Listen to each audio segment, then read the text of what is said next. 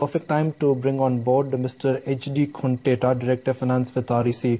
Mr. Kunteta, we understand that the government is mulling a new guideline and a policy for power finance companies. Are you aware of that? And if that new policy indeed, if that policy is implemented, how will that change life for REC? For the power finance company, I am not aware about the new policy. Only the recommendation of the Chaturvedi committee for the SEB that is known, but the decision has not been taken on that. So I am not aware about the new policy to be framed for the power sector companies, power sector finance companies. Mr. Kunteta, what is your exposure to Konaseema Gas Power, and is the account going to be restructured? The total exposure is around 230 crore rupees, and the Power Finance Corporation is the lead financial institution, and they are trying to restructure the loan. And the Konaseema is also approached to the regulator and gone to the appeal for recovering the fixed charges, and I think that some favorable decision may come. So if it happens, then it will be good for the both of the companies, as the recovery may be possible after some time when they get the favorable decision. Right. Mr. Kunteta, nonetheless, if you could just give us a ballpark estimate in terms of what is the possible loss in the present value due to restructuring, and how much will you have to provide for? As I told, the PFC, the lead finance institution, and as per present position is concerned, it is under discussion, and final decision will be taken after getting the decision of the appellate authority for this favoring, whether it favors to the Konaseema or not.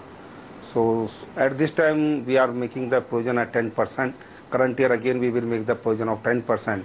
So total 20% provision we have already made, and we are not accounted for the interest income for last year also and current year. So I don't think whether there will be any further loss on account of this if the favorable decision comes from the appellate authority. Mr. Kunteta, could you give us a split of your current loan book? How much of your current loan book is to private players, and how much of your current loan book is to government or state electricity boards?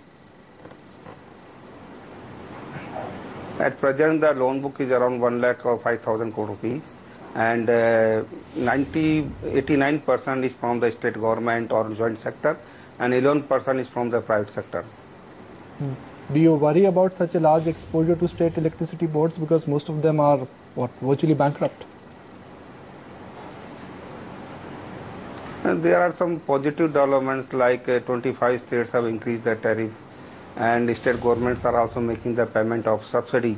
And if the Chaturvedi committee recommendations are being implemented by the government, including acceptance by the state government to take the 50% of loan, then their financial position will improve.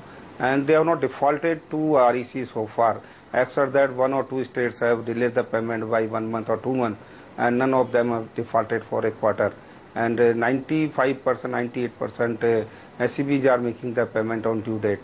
So we are not too much worried, but really financial health of the SEB is concerned, and this is one of the reasons that they are increasing the tariff, and the subsidy payments are made by the state government, and the central government is also serious to consider the recommendation of the Chaturvedi committee.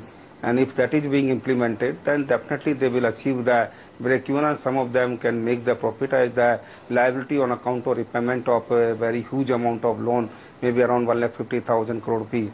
Interest payment will be avoided by the state DISCOM, as the payment will be made by the state government.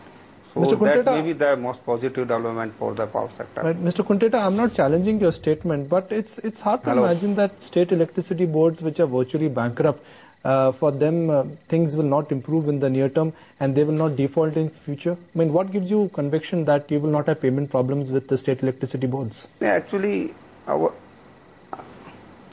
we have the escrow mechanism in addition to government guarantee, and the collection directly collected by the DISCOM, that is being deposited in the particular bank account, through that my amount is coming. But your point is correct. If they don't have the money, then definitely someday they may default. And this is one of the reasons we are putting the condition that every year they have to file the tariff petition. The regulator must decide about the tariff, including the input cost and the payment on account of interest and repayment that has to be considered a part of depreciation. So they can record the amount and they should not make the default. And then subsidy payment has to be made by the state government, and they have to improve the efficiency by reduction of the ATC losses. At present it is around 27%. Ultimately they have to bring down to less than 15%, as per even the central government scheme of revised APDRP2 scheme is there. The objective of the giving the 50% as a grant is to encourage the state discoms to reduce the losses to the level of 50%, so they can get the 50% as a grant of total amount of 50,000 crore rupees. And some states have made the good progress, and I feel that the other states will also follow to reduce the losses and improve the efficiency.